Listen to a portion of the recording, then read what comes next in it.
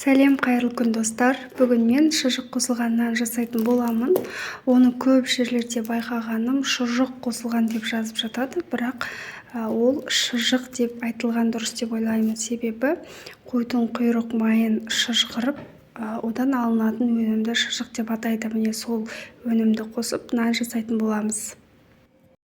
Ол үшін ең алдымен ашытқыны дайындайық.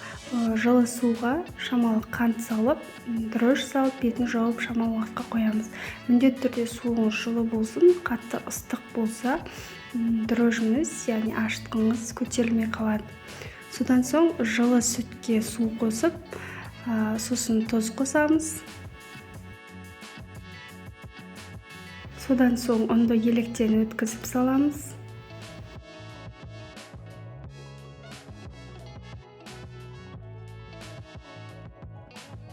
Содан соң жаңағы ашытқымызды салып араластырамыз.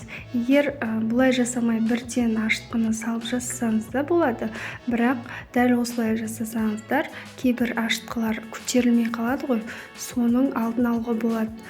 Егер ашытқыңыздың уақыты өтіп кеткен немесе дұрыс көтерілмейтін болса, ол жаңағыдай суға салып қойған кезде көтерілмей ешқандай реакция білдірмейді. Ол деген сөз уже жарамсыз деген сөз. Сондықтан осылай жасауға кеңес беремін.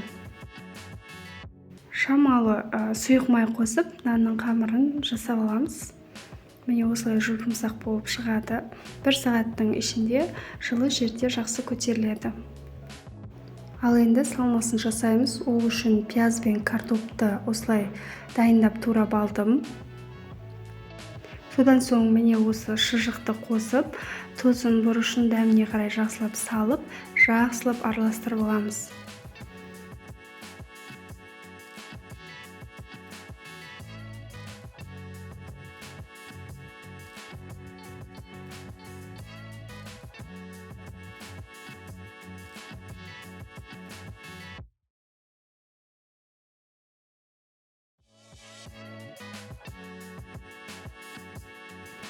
Қамырымыз мінекей көтеріліп дайын болды.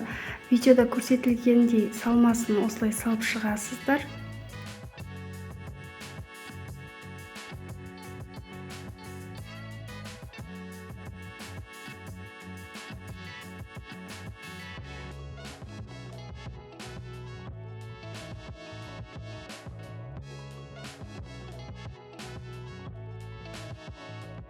Салмасын салып болған соң, нанның бетін жауып, бір 15 минутқа қалдырамыз.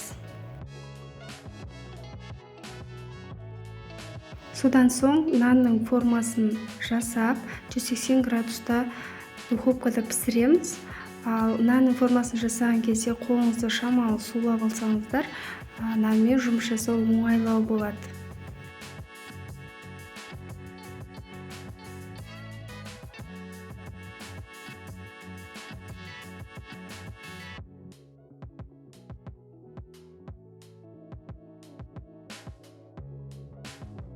Мен нанның бетіне жұмыртқа жақтым. Ол міндетті емес, жұмыртқасыз ақ пісірсеңіздер болады.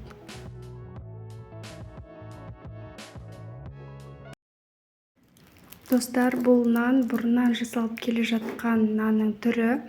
Сіздер де жасап көріңіздер. Соңғы кездерде көп адамдар жасамайды, бірақ өте тойымды, дәмді. Отбасыларыңызға ұнайды деген ойдамын. Міндетті түрде жасап көріңіздер. Менің каналыма тіркеліп, лайк басып, пікір қалдыруды ұмытпаңыздар.